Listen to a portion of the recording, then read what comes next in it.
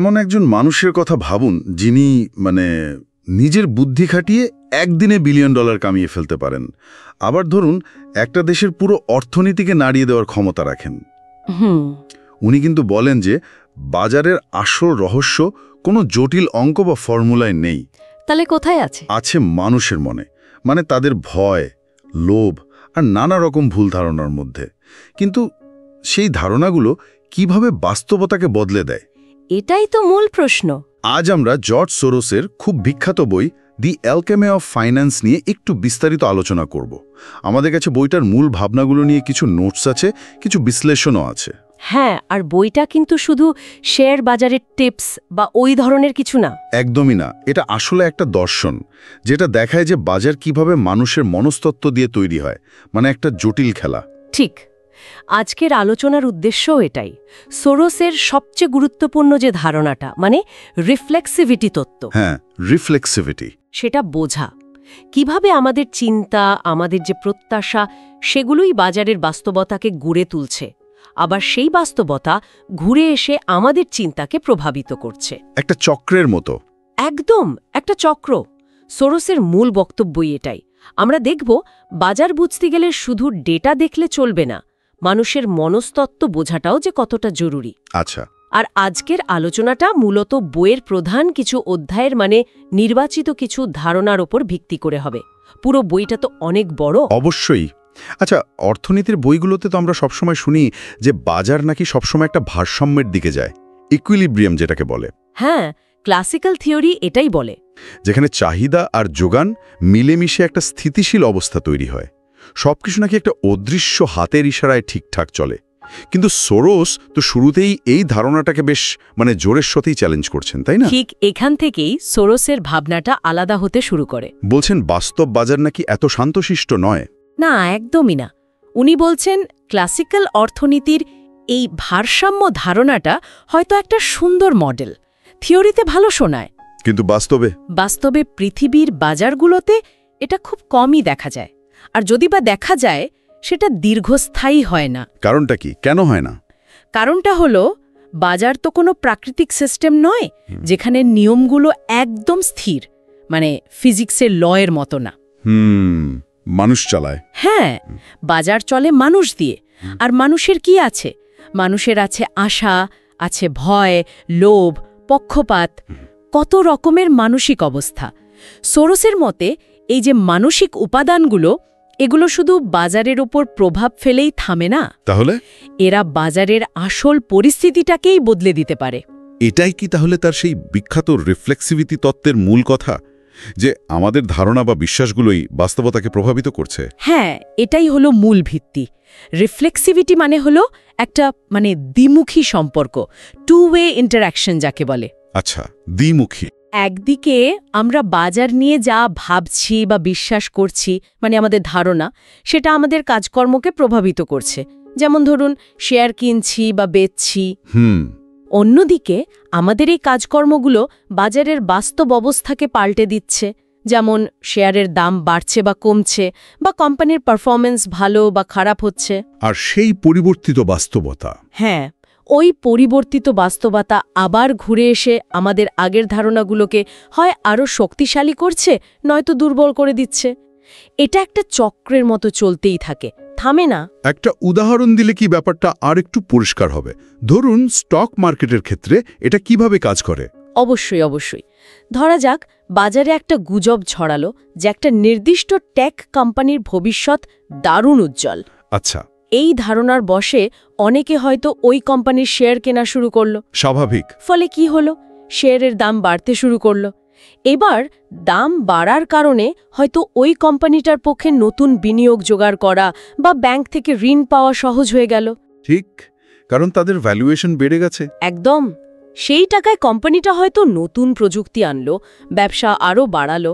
এবার দেখুন ব্যাপারটা, শুরুতে যেটা ছিল শুধু একটা ধারণা বা বড়জোর একটা গুজব, সেটাই কিন্তু কোম্পানির বাস্তব উন্নতিতে সাহায্য করলো। আর তার ফলে প্রাথমিক যে বিশ্বাসটা ছিল সেটা আরও পোক্ত হলো, আরও অনেকে কিনতে শুরু করলো। এটাই পজিটিভ রিফ্লেক্সিভিটি। বাহ। আর এর উল্টোটাও কি তাহলে ঘটে, ভয় বা আতঙ্ক থেকে? ঠিক তাই নেগেটিভ রিফ্লেক্সিভিটিও একইভাবে কাজ করে। যদি কোনো কারণে বাজারে ভয় ছড়িয়ে পড়ে যে একটা কোম্পানির অবস্থা খারাপ হতে পারে, যেমন হয়তো তাদের কোনো প্রোডাক্ট ব্যর্থ হলো, হ্যাঁ, বা কোনো খারাপ খবর এলো, তখন বিনিয়োগকারীরা কি করবে? শেয়ার বিক্রি করতে শুরু করবে। দাম পড়ে যাবে।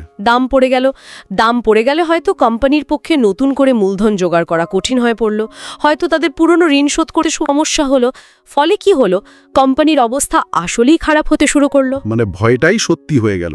অনেকটা তাই। এখানেও দেখুন, ভয় বা নেতিবাচক ধারণাটাই বাস্তবতাকে খারাপের দিকে ঠেলে দিল, আর সেই খারাপ বাস্তবতা আবার ভয়টাকে আরও বাড়িয়ে তুলল, আরও বিক্রি, আরও পতন।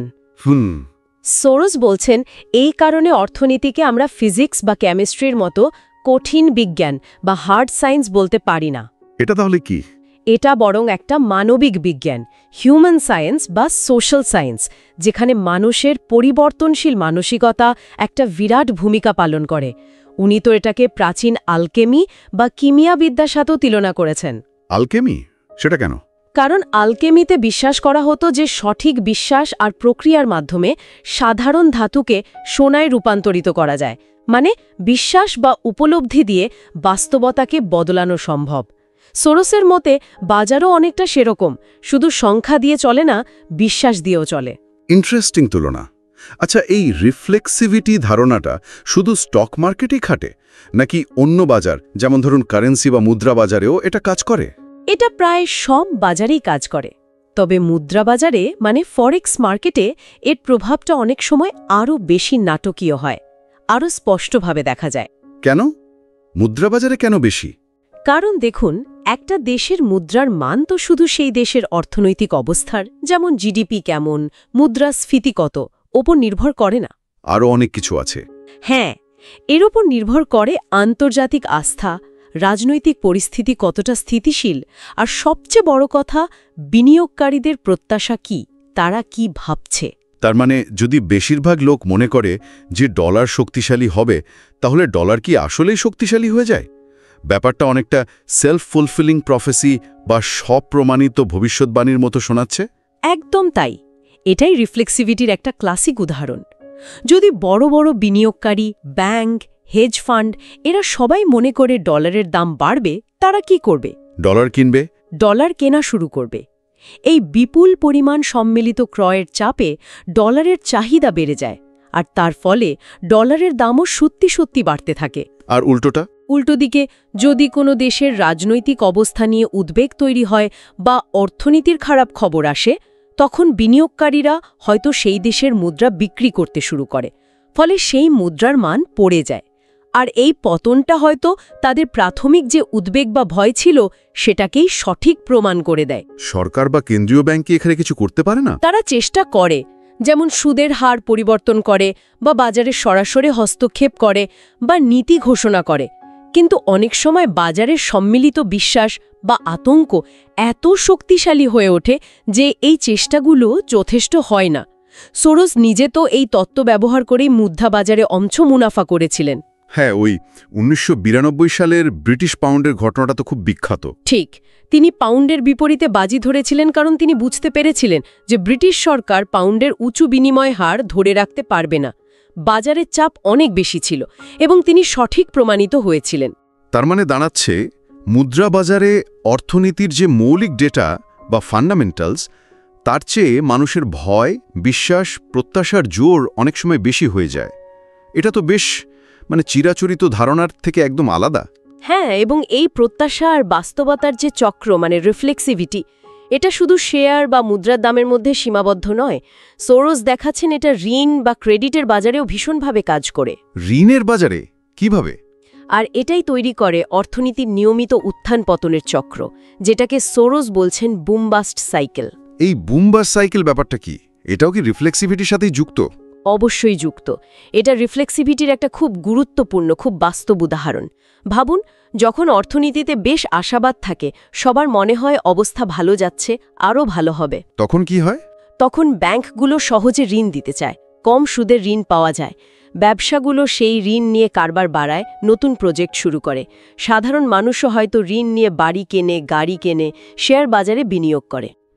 ঋণের যোগান বেড়ে যায়? হ্যাঁ, এই সহজলভ্য ঋণ বাজারের প্রত্যাশাকে আরও উস্কে দেয়, আরও আশাবাদ তৈরি হয়। সম্পদের দাম যেমন শেয়ারের দাম বা বারের দাম ফুলতে শুরু করে। এটাই হলো বুম পিরিয়ড, অর্থনীতিতে তেজি ভাব। কিন্তু এটা তো সব সময় চলতে পারে না। না, একটা সময় এই ঋণ হয়তো অতিরিক্ত হয়ে যায়, মানে যতটা পরিশোধ করার ক্ষমতা আছে তার চেয়ে বেশি ঋণ হয়ে যায়। সম্পদের দামও হয়তো বাস্তবতার সীমা ছাড়িয়ে যায়। তৈরি হয় একটা বুদবুদ, মানে বাবল। আর তারপর সেই বাবলটা ফেটে যায়। হ্যাঁ, এটাই কি বার্স্ট? ঠিক। কোনো একটা ঘটনা বা হয়তো কোনো একটা খারাপ খবর বা শুধু আশঙ্কার কারণে যখন মানুষের প্রত্যাশা বদলাতে শুরু করে, যখন ভয় ঢুকতে শুরু করে, তখন ঋণদাতারা মানে ব্যাংক বা অন্যান্য সংস্থা তারা সতর্ক হয়ে যায়, ঋণ দেওয়া কঠিন করে তোলে, সুদের হার বাড়িয়ে দেয়। তখন মানুষ বা ব্যবসাগুলো ঋণ পরিশোধ করতে হিমশিম খায়, বাধ্য হয়ে সম্পদ বিক্রি করতে শুরু করে। তাতে দাম আরও পড়ে যায়। হ্যাঁ, দাম পড়তে থাকে, যা দেখে অন্যদের মধ্যেও আতঙ্ক ছড়ায়, তারাও বিক্রি করতে শুরু করে। এই প্রক্রিয়াতেই বার্স্ট বা ধস নামে, অর্থনীতিতে মন্দা আসে। সরকার বা নিয়ন্ত্রক সংস্থাগুলো তখন কি করে? তারা হয়তো তখন নীতি শিথিল করে, যেমন সুদের হার কমায় বা বাজারে টাকা ঢালে অর্থনীতিকে চাঙ্গা করার জন্য। কিন্তু ততক্ষণে ক্ষতি যা হওয়ার তা হয়ে যায়। এই পুরো চক্রটাই কিন্তু রিফ্লেক্সিভিটির ফল। কিভাবে? দেখুন, ঋণের সহজলভ্যতা মানুষের প্রত্যাশাকে প্রভাবিত করছে বুমের সময়। আবার সেই প্রত্যাশা যখন সেটা আতঙ্কে পরিণত হয়, ঋণের বাজারকে নিয়ন্ত্রণ করছে বার্স্টের সময়, একে অপরকে প্রভাবিত করছে চক্রাকারে। আচ্ছা, এবার পরিষ্কার হলো। এই প্রসঙ্গে মনে পড়ছে ১৯৮৭ সালের সেই বিখ্যাত স্টক মার্কেট ধসের কথা, যাকে ব্ল্যাক মানডে বলা হয়। ওটাও কি এই বুম বাস্টার রিফ্লেক্সিভিটির একটা উদাহরণ? সেদিন তো ডাও জোন্স একদিনে প্রায় ২২% পড়ে গিয়েছিল। সোরস মনে করেন ওটা রিফ্লেক্সিভিটির একটা ক্লাসিক, মানে একদম পাঠ্য বইয়ের মতো উদাহরণ। তাই? হ্যাঁ, ধসের ঠিক আগে বাজারে ছিল চরম আশাবাদ। শেয়ারের দাম শুধু বাড়ছিলই, সবাই ভাবছিল এটা চলতেই থাকবে। কিন্তু এর পেছনে যুক্ত হয়েছিল কিছু নতুন প্রযুক্তিগত কৌশল, যেমন পোর্টফোলিও ইন্স্যুরেন্স। পোর্টফোলিও ইন্স্যুরেন্স এটা কি জিনিস? এটা ছিল আসলে কম্পিউটার ভিত্তিক কিছু ট্রেডিং প্রোগ্রাম। এগুলো এমনভাবে ডিজাইন করা ছিল যে যদি বাজার একটা নির্দিষ্ট লেভেলের নিচে নামতে শুরু করে, তাহলে লোকসান কমানোর জন্য এগুলো স্বয়ংক্রিয়ভাবে বিপুল পরিমাণ শেয়ার বিক্রি করে দেবে। তার মানে এই কৌশলটাই পতনকে আরও বাড়িয়ে দিয়েছিল, বিপদ ডেকে এনেছিল। হ্যাঁ, অজান্তেই পরিস্থিতিটা জটিল করে তুলেছিল। যখন বাজার একটু একটু করে নামতে শুরু করল, এই প্রোগ্রামগুলো একসাথে বিশাল পরিমাণে শেয়ার বিক্রি করার অর্ডার দিতে শুরু করে। তাতে কি হলো? তাতে পতন আরও দ্রুত হলো, আর সেই দ্রুত পতন দেখে আরও বেশি প্রোগ্রাম স্বয়ংক্রিয়ভাবে বিক্রির অর্ডার দিল। মানুষের মধ্যেও তখন আতঙ্ক ছড়িয়ে পড়ল, তারাও বিক্রি করতে শুরু করল। মানে একটা ভয়ঙ্কর চক্র শুরু হয়ে গেল। একদম, ভয় থেকে বিক্রি, যা পতনকে আরও গভীর করছে। আর সেই গভীর পতন জন্ম দিচ্ছে আরও বেশি ভয়ের, একটা ভয়ঙ্কর নেতিবাচক চক্র। সোরসের ভাষায় একটা সেলফ রিনফোর্সিং স্পাইরাল। উনি মনে করেন এটা প্রমাণ করে যে বাজার কতটা আবেগ আর মনস্তত্ত্ব দিয়ে চালিত হতে পারে, বিশেষ করে যখন তার সাথে প্রযুক্তি যুক্ত হয়। ১৯৮৭ সালের ধস শুধু অর্থনীতির সংখ্যার খেলা ছিল না, ওটা ছিল ভয়, লোভ আর যান্ত্রিক প্রতিক্রিয়ার একটা বিপজ্জনক মিশ্রণ। এটা তো বেশ চিন্তার বিষয়, বাজার যে এতটা ভঙ্গুর হতে পারে। আচ্ছা, সোরস কি শুধু এই তত্ত্বগুলো নিয়েই কথা বলেছেন, নাকি তিনি বাস্তবে এগুলো প্রয়োগ করে দেখিয়েছেন? আপনি বলছিলেন বইয়ে নাকি তার নিজের বিনিয়োগের একটা রিয়েল টাইম ডায়েরি মতো আছে। হ্যাঁ, এটা বইয়ের একটা অসাধারণ অংশ। অধ্যায়টার নাম দ্য রিয়েল টাইম এক্সপেরিমেন্ট। এখানে উনি ১৯৮৫-৮৬ সালে যখন তিনি নিজের হেজ ফান্ড চালাচ্ছিলেন, তখনকার চিন্তাভাবনা, বাজারের বিশ্লেষণ, কি সিদ্ধান্ত নিচ্ছেন, এগুলো প্রায় একটা ডায়েরির মতো করে লিখে রেখেছিলেন। উদ্দেশ্য কি ছিল? উদ্দেশ্য ছিল শুধু তত্ত্ব কপচানো নয়, বরং এটা দেখানো যে একজন বাস্তব বিনিয়োগকারী আসলে কিভাবে চিন্তা করে, কিভাবে সে প্রতিনিয়ত বাজারের পালস বোঝার চেষ্টা করে, আর সবচেয়ে গুরুত্বপূর্ণ হল কিভাবে সে ভুল করে এবং সেই ভুল থেকে শেখে। তার মানে তিনি এটাও স্বীকার করেছেন যে তার নিজের তত্ত্ব বা পূর্বাভাসও সবসময় সঠিক ছিল না? অবশ্যই। তিনি খুব খোলামেলাভাবে তার ডায়েরিতে দেখিয়েছেন কিভাবে তিনি ডলার, জাপানি ইয়েন বা জার্মান মার্কের মতো মুদ্রার গতিবিধি বোঝার চেষ্টা করছিলেন রিফ্লেক্সিভিটি তত্ত্ব ব্যবহার করে, কিভাবে সুদের হারের পরিবর্তন নিয়ে অনুমান করছিলেন। ফলাফল কি ছিল? কিছু ক্ষেত্রে তার বিশ্লেষণ মিলেছে, তিনি লাভ করেছেন, আবার কিছু ক্ষেত্রে তার অনুমান মেলেনি, লোকসানও হয়েছে। তিনি অকপটে নিজের ভুলগুলো স্বীকার করেছেন আর দেখিয়েছেন যে তত্ত্ব হয়তো একটা পথ দেখাতে পারে, একটা কাঠামো দিতে পারে চিন্তা করার। কিন্তু বাস্তব বাজার সবসময় অপ্রত্যাশিত উপাদানে ভর্তি থাকে। মানুষের আবেগ, হঠাৎ ঘটে যাওয়া কোনো রাজনৈতিক ঘটনা, অন্য বড় বিনিয়োগকারীদের অযৌক্তিক আচরণ, এগুলো যে কোন মুহূর্তে সব হিসাব বদলে দিতে পারে। তাহলে এখান থেকে মূল শিক্ষাটা কি? তত্ত্ব কি আসলে খুব একটা কাজের নয় যখন বাস্তব এত অনিশ্চিত? না, ব্যাপারটা ঠিক তা নয়। সোরসের শিক্ষাটা হলো তত্ত্ব অবশ্যই পথ দেখাতে পারে, কিন্তু বিনিয়োগকারীকে হতে হবে ভীষণভাবে নমনীয়, মানে ফ্লেক্সিবল আর আত্মসমালোচনামূলক। মানে নিজের ভুল স্বীকার করার মানসিকতা থাকতে হবে। একদম। পরিস্থিতি বদলানোর সাথে সাথে নিজের অবস্থান পরিবর্তন করার সাহস আর মানসিকতা থাকতে হবে। অন্ধভাবে কোনো একটা তত্ত্ব বা মডেলকে আঁকড়ে ধরে বসে থাকলে চলবে না। বাজারের মনস্তত্ত্ব, মানে সেন্টিমেন্ট কি বলছে, খবরের প্রবাহ কোন দিকে, সরকারি নীতি কি বদলাচ্ছে, এগুলোর প্রতি সবসময় সজাগ থাকতে হবে। আর নিজের সিদ্ধান্তগুলো লিখে রাখা। হ্যাঁ, ওটাও খুব জরুরি। নিজের সিদ্ধান্ত, তার পেছনের যুক্তি, এগুলো লিখে রাখলে এবং পরে সেগুলো পর্যালোচনা করলে নিজের ভুলগুলো থেকে শেখা যায়। সোরস এটাই বলতে চেয়েছেন যে সফল বিনিয়োগ শুধু কিছু ফর্মুলা জানা নয়, এটা একটা চলমান শেখার প্রক্রিয়া, একটা আর্টও বটে। তার মানে ক্লাসিক্যাল অর্থনীতির যে একটা স্থির, যৌক্তিক, প্রায় যন্ত্রের মতো বাজারের ছবি আমরা পাই, হ্যাঁ, সেটা থেকে সোরসের এই রিফ্লেক্সিভ, মানে পরিবর্তনশীল, মনস্তত্ত্ব নির্ভর বাজারের ধারণাটা তো একদমই আলাদা, অন্য মেরুর। হ্যাঁ, একেবারে ভিন্ন মেরুর। সোরস তো ক্লাসিক্যাল অর্থনীতির মূল কিছু ধারণাকেই প্রশ্নবিদ্ধ করেছেন, যেমন ওই ভারসাম্য বা ইকুইলিব্রিয়ামের ধারণা, বা অ্যাডাম স্মিথের সেই বিখ্যাত অদৃশ্য হাত এর তত্ত্ব। কেন প্রশ্ন তুলেছেন? উনি বলছেন এই মডেলগুলো বাজারের সবচেয়ে গুরুত্বপূর্ণ উপাদানটাকে, অর্থাৎ মানুষের পরিবর্তনশীল চিন্তা আর আচরণের যে পারস্পরিক প্রভাব, মানে রিফ্লেক্সিভিটি, সেটাকেই উপেক্ষা করে, এড়িয়ে যায়। মানে তারা ধরে নেয় মানুষ সবসময় যৌক্তিক। অনেকটা তাই, বা তাদের ধারণাগুলো বাস্তবতাকে প্রভাবিত করে না। অর্থনীতিকে যদি শুধু গণিতের মডেল দিয়ে বোঝার চেষ্টা করা হয়, তাহলে বাজারের অনেক বড় বড় ওঠানামা, বাবল তৈরি হওয়া বা ধসের মতো ঘটনাগুলো ঠিকমতো ব্যাখ্যা করা কঠিন হয়ে পড়ে, কারণ মডেলগুলো এই মানবিক দিকটা ধরতে পারে না। সোরস কি শুধু বাজার নিয়েই কথা বলেছেন, নাকি এর বাইরেও কোনো বৃহত্তর ধারণা দিয়েছেন? যেমন ধরুন বৈশ্বিক অর্থনীতি বা রাজনীতির ক্ষেত্রে এই রিফ্লেক্সিভিটির কোনো প্রয়োগ আছে? হ্যাঁ, আছে। বইয়ের শেষের দিকে তিনি ইম্পিরিয়াল সার্কেল বা সাম্রাজ্যিক চক্র নামে একটি ইন্টারেস্টিং ধারণা নিয়ে আলোচনা করেছেন। সাম্রাজ্যিক চক্র এটা কি? এর মাধ্যমে উনি ব্যাখ্যা করার চেষ্টা করেছেন কিভাবে একটা শক্তিশালী অর্থনীতি, ধরা যাক যুক্তরাষ্ট্র, বিশ্ব অর্থনীতিতে তার প্রভাব বিস্তার করে এবং সেই প্রভাবটা টিকিয়ে রাখে। এটা কিভাবে কাজ করে? প্রক্রিয়াটা কি? দেখুন, যখন একটা দেশের মুদ্রা, যেমন মার্কিন ডলার, বিশ্বজুড়ে রিজার্ভ কারেন্সি হিসাবে ব্যবহৃত হতে শুরু করে, আন্তর্জাতিক বাণিজ্যের প্রধান মাধ্যম হয়ে ওঠে, তখন তো সেই দেশের অনেক সুবিধা। ঠিক, তখন সেই দেশটির অনেক সুবিধা হয়। প্রথমত, তাদের মুদ্রার চাহিদা সবসময় থাকে। দ্বিতীয়ত, দেশটি খুব সহজে কম সুদে বিদেশ থেকে ঋণ পেতে পারে। তৃতীয়ত, বিশ্ব অর্থনীতিতে তাদের নীতি নির্ধারণী ক্ষমতা অনেক বেড়ে যায়। এটা একটা সশক্তিশালী চক্রের মতো কাজ করে। Self reinforcing cycle. হ্যাঁ, ডলারের ব্যবহার যত বাড়ে তার উপর বিশ্বের আস্থা তত বাড়ে, আবার আস্থা বাড়ার কারণে এর ব্যবহার আরও বাড়ে। সোরস এটাকে এক ধরনের অর্থনৈতিক সাম্রাজ্যবাদ বা ইকোনমিক ইম্পিরিয়ালিজম হিসেবেও দেখেছেন। কিন্তু এই চক্র কি চিরস্থায়ী? এটা কি ভাঙতে পারে না? সোরস মনে করেন না, এটা চিরস্থায়ী নয়। তিনি সতর্কও করেছেন যে এই চক্র বেশ ভঙ্গুরও হতে পারে। কিভাবে?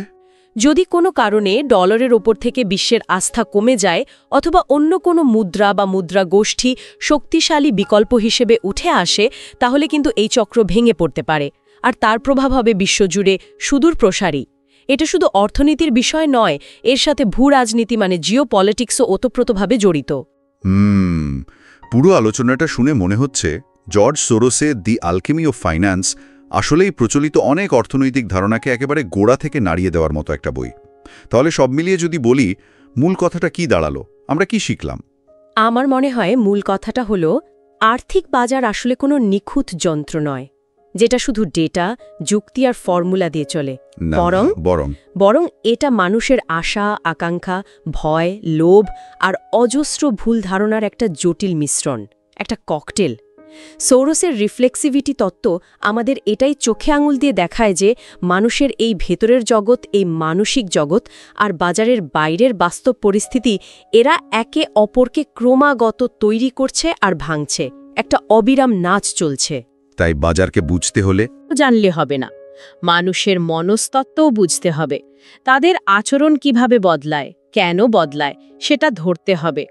সোরোসের নিজের ভাষায় যদি বলি, অর্থনীতি আসলে একটা মানবিক বিজ্ঞান, আর বাজার পরিচালনা করাটা অনেকটা সেই প্রাচীন কিমিয়াবিদ্যার মতো, যেখানে বিশ্বাস আর উপলব্ধি অনেক সময় বাস্তবতাকে পাল্টে দেয়। সত্যি, একদম অন্যরকম একটা পার্সপেক্টিভ। এই আলোচনা থেকে এটা খুবই স্পষ্ট যে জর্জ সরোসের দি অ্যালকেমি অফ ফাইন্যান্স আর্থিক বাজারকে দেখার জন্য একটা নতুন চোখ খুলে দেয়। মানে বাজার যে কেবল সংখ্যা আর গ্রাফের খেলা নয়, না, একেবারেই নয়, বরং মানুষের মনস্তত্ত্ব আর তাদের ধারণা ও বাস্তবতার মধ্যেকার এক অবিরাম ক্রিয়া প্রতিক্রিয়ার মঞ্চ। এটাই বোধহয় এই বইয়ের সবচেয়ে বড় বার্তা। আজকের এই গভীর পর্যালোচনা, জেসে কেমনে কাহা, বইটির মূল কিছু ধারণার উপরে ভিত্তি করেছিল। সবশেষে একটা প্রশ্ন রেখে যাই সবার ভাবনার জন্য। যদি বাজার সত্যি এতটা মানুষের সম্মিলিত বিশ্বাস, আবেগ আর পক্ষপাতের ওপর নির্ভরশীল হয়, তাহলে একজন সাধারণ ব্যক্তি হিসেবে নিজের আর্থিক ভবিষ্যতের ওপর আমাদের নিয়ন্ত্রণ আসলে কতটুকু? আর এই উপলব্ধিটা কি ভবিষ্যতে বাজারের বড় কোনো পরিবর্তন বা সংকট আঁচ করতে বা তার মোকাবেলা করতে আমাদের কোনোভাবে সাহায্য করতে পারে? খুব গুরুত্বপূর্ণ প্রশ্ন। আজকের এই আলোচনার জন্য যে উৎসগুলো আমরা ব্যবহার করেছি, সেগুলোর প্রতি আমাদের কৃতজ্ঞতা। ফাইন্যান্স, বাজার আর বিনিয়োগের এই মনস্তাত্ত্বিক দিকগুলো নিয়ে ভবিষ্যতে আরও এমন গভীর আলোচনা নিয়ে আসার আশা রাখছি। অবশ্যই। আজকের মতো এখানেই শেষ করছি। সবার জন্য